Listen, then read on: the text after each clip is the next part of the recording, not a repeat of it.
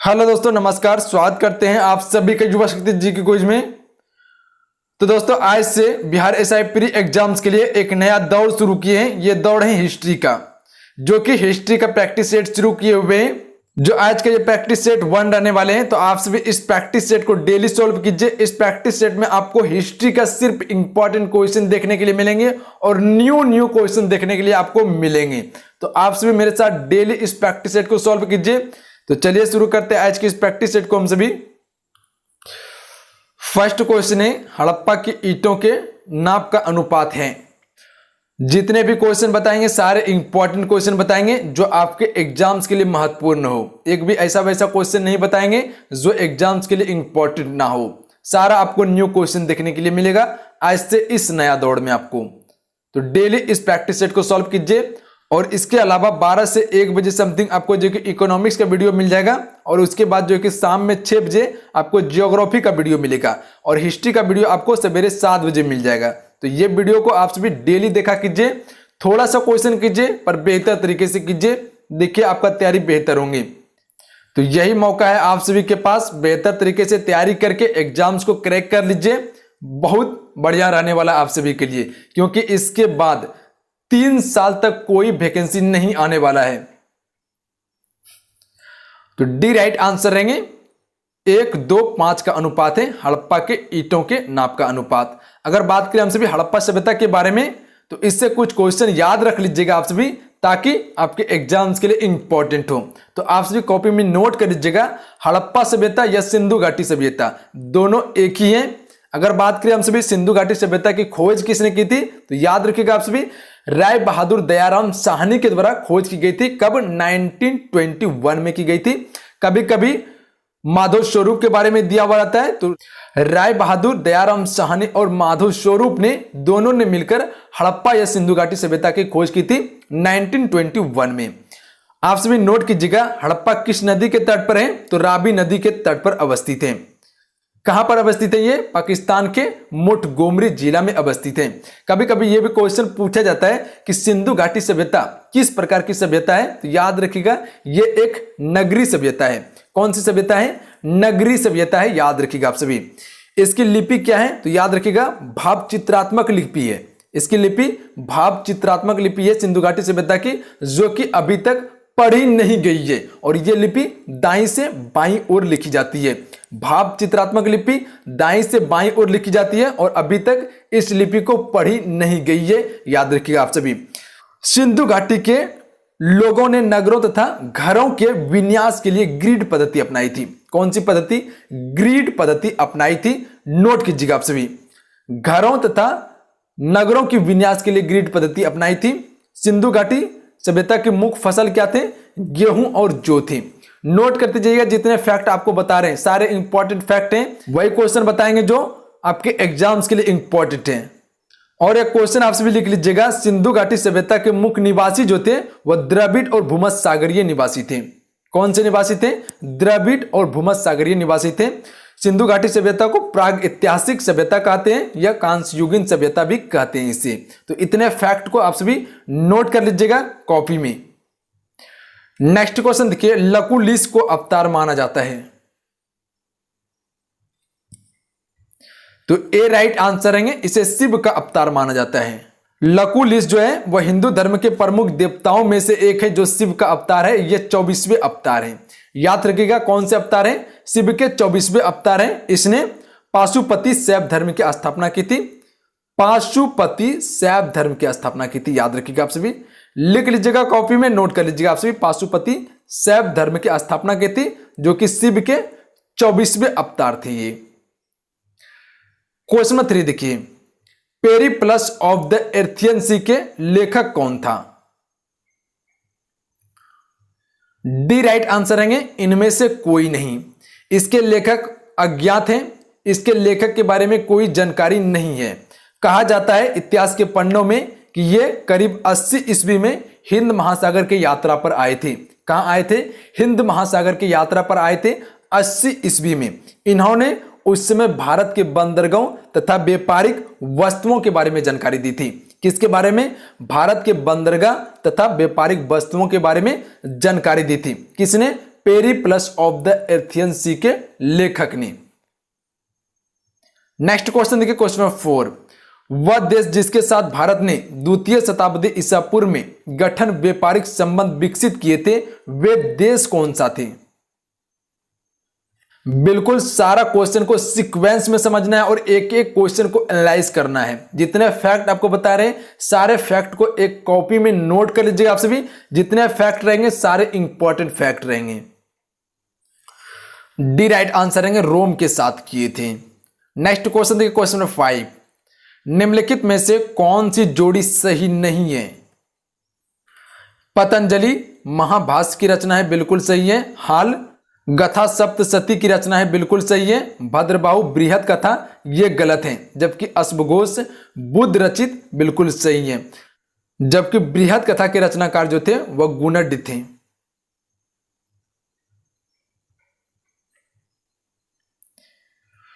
Question number 6 देखिए, निम्नलिखित में से किसने कहा था कि भारत में दास प्रथा नहीं है?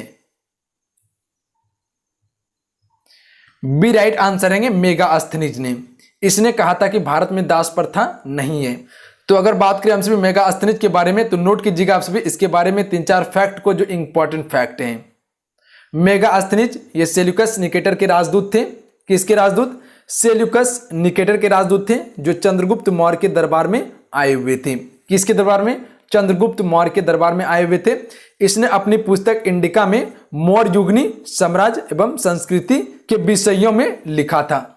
किस पुस्तक में लिखा था? इंडिका नामक पुस्तक में लिखा था। तो याद रखिएगा मेगास्थनीज ने इंडिका नामक पुस्तक की रचना की थी।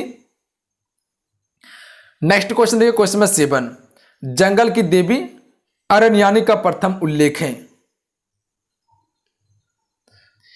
ए राइट आंसर हो जाएंगे, ऋग संहिता में इसका उल्लेख मिलता है।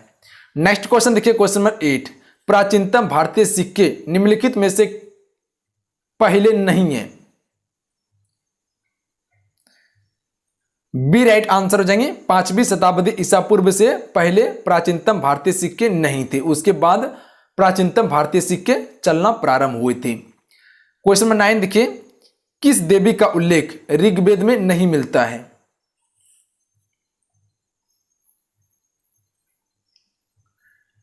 डी राइट आंसर रहेंगे, केवल 2। पार्वती का उल्लेख ऋग्वेद में नहीं मिलता है, जबकि सीता, उषा, अदिति का उल्लेख मिलता है। तो अगर बात करें हम सभी ऋग्वेद के बारे में तो यह सबसे प्राचीन वेद है और इसमें कुल 10 मंडल हैं। कितने मंडल? 10 मंडल हैं। सूक्त की बात करें तो 1028 सूक्त के हैं और रचनाएं 10,462 रचनाएं। और इस वेद के रचनाओं को पढ़ने वाले को होत्रीय कहा जाता है। वेदों की संख्या कितनी है? कुल 4 वेद हैं। नेक्स्ट क्वेश्चन देखिए, क्वेश्चन नंबर 10, उत्तर वैदिक काल में कौन सी संस्था नष्ट हो गई थी? तो सी इसका सही उत्तर होंगे, केवल 3 विदत संस्था नष्ट हो गई थी उत्तर वैदिक काल में। क्वेश्चन में 11 देखिए, आत्मा का पुनर्जन्म मुख्य विषय है।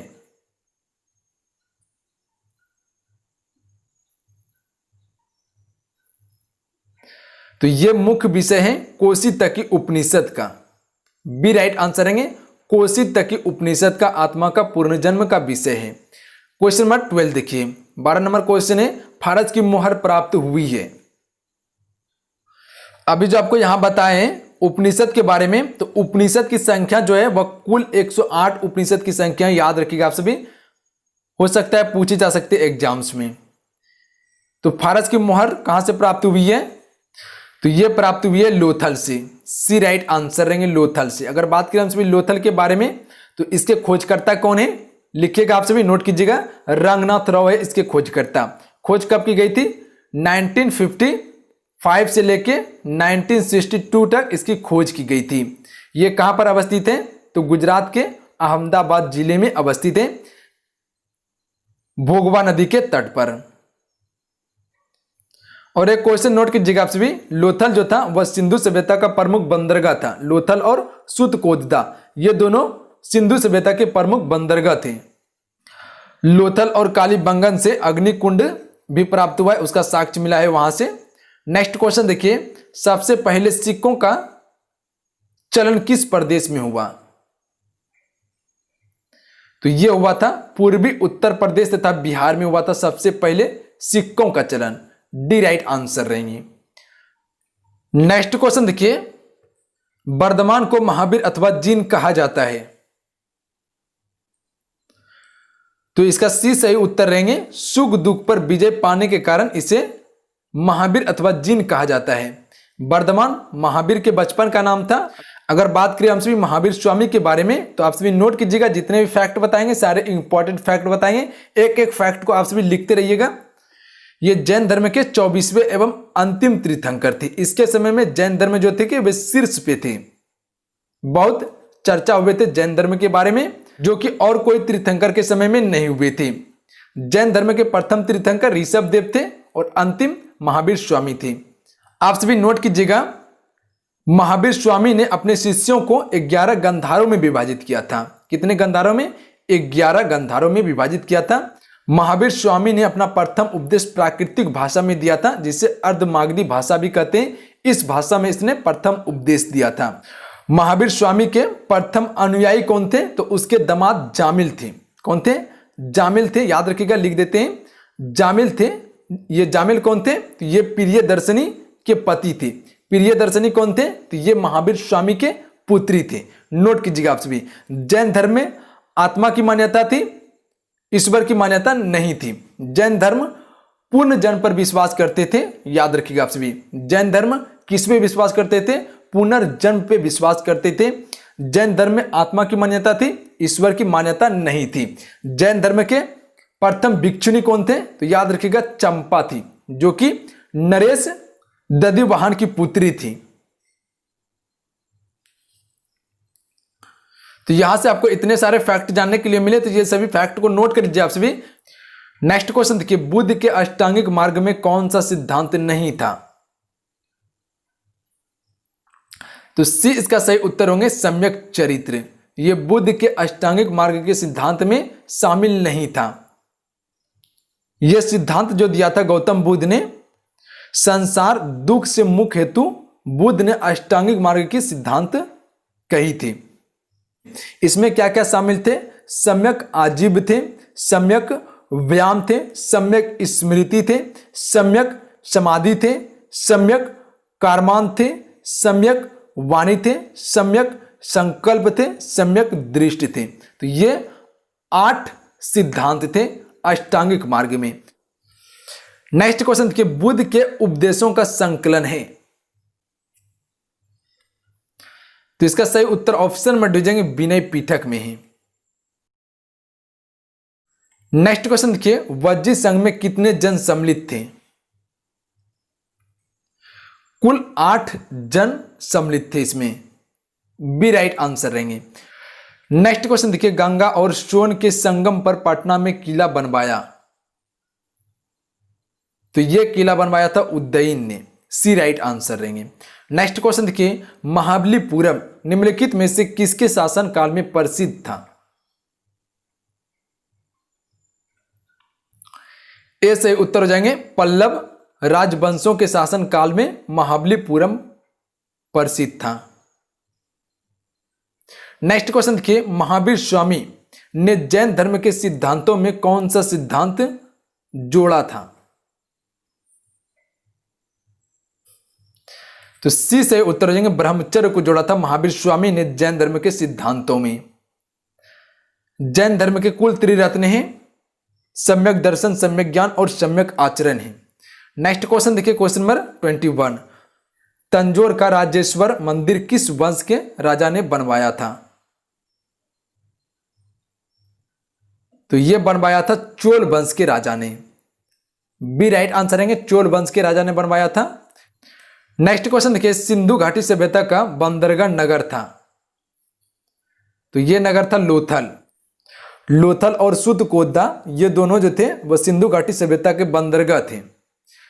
नेक्स्ट क्वेश्चन देखिए, चौथे बौद्ध सभा संहिता किसके संरक्षक तत्व में संपन्न हुई थी? मतलब कि किसके शासन काल में संपन्न हुई थी? तो से इसका सही उत्तर हो जाएंगे, कनिष्क के शासन काल में संपन्न हुई थी। ये ईस्वी के प्रथम शताब्दी में हुई थी। कहां पे? कुंडलवन में। कुंडलवन कश्मीर में हुई थी। और इसके अध्यक्ष कौन थे? वसुमित्र या अश्वघोष थे। वसुमित्र अश्वघोष दोनों थे। और इसी बौद्ध सभा संहिता में बौद्ध धर्म दो भाग में विभाजित हुए थे, हीनयान और महायान धर्म में विभाजित हुए थे। अजातशत्रु के शासनकाल में प्रथम बौद्ध सभा संहिता हुई थी 483 ईसा पूर्व में। अशोक के शासनकाल में तीसरी बौद्ध सभा संहिता हुई थी 255 ईसा पूर्व में। नेक्स्ट क्वेश्चन देखिए, एलोरा के प्रसिद्ध कैलाश मंदिर का निर्माण किस राष्ट्रकूट शासक ने कराया था? तो डी राइट आंसर रहेंगे, कृष्ण प्रथम ने कराया था। नेक्स्ट क्वेश्चन देखिए, चंद्रगुप्त द्वितीय के शासन काल में निम्नलिखित में से कौन भारत भ्रमण के लिए आया था? ए राइट आंसर रहेंगे, फाहियान आए हुए थे। फाहियान चंद्रगुप्त द्वितीय के शासन काल में भारत भ्रमण करने के लिए आए हुए थे और ये चीनी यात्री थे। याद रखिएगा ऑप्शन नंबर ए बिल्कुल राइट आंसर रहेंगे। तो चलिए दोस्तों, इस प्रकार से 25 क्वेश्चंस को कंप्लीट किए आज के इस प्रैक्टिस सेट में हम सभी। आज का ये क्वेश्चन कैसा लगा आप सभी को नीचे कमेंट बॉक्स में आपसे जरूर बताइएगा। अगर आज का ये क्वेश्चन अच्छा लगा हो, हेल्पफुल लगा हो, तो आप इस वीडियो को लाइक कीजिए और अपने दोस्तों में जरूर शेयर कीजिएगा। और इसी प्रकार का वीडियो प्राप्त करने के लिए, प्रैक्टिस सेट लगाने के लिए तुरंत सभी साथी चैनल से जुड़े। और जो कि नेक्स्ट वीडियो 12 से 1 बजे आ जाएंगे इकोनॉमिक्स का, तो उसे जरूर देख लीजिएगा आप सभी। और शाम में 6 बजे आपको ज्योग्राफी का मिल जाएगा, उसे भी जरूर कवर कर लीजिएगा। आज से नया दौर शुरू हुआ है, तो नया दौर में कुछ नया करना है हम सभी को। कम क्वेश्चन कीजिए पर बेहतर तरीके से कीजिए, तभी आपका माइंड स्थिर रहेगा। तो ज्यादा क्वेश्चन नहीं कीजिए, कम क्वेश्चन कीजिए पर बेहतर तरीके से कीजिए। और सारा क्वेश्चन सीक्वेंस से कीजिए और सारा क्वेश्चन को याद करने का कोशिश कीजिए आप सभी। तभी तैयारी आप बेहतर तरीके से कर सकते हैं और एग्जाम्स को क्रैक कर सकते हैं। तो जितना बताएं शायद आपके दिमाग में घुस गए होंगे। मेरे बात से आप सहमत हैं तो आप सभी इस वीडियो को लाइक जरूर कीजिएगा और चैनल से जरूर जुड़ जाइएगा आप सभी। तो चलिए मिलते हैं। जय हिंद, वंदे मातरम। अपना ध्यान रखिएगा और पढ़ाई करते रहिएगा। जय हिंद।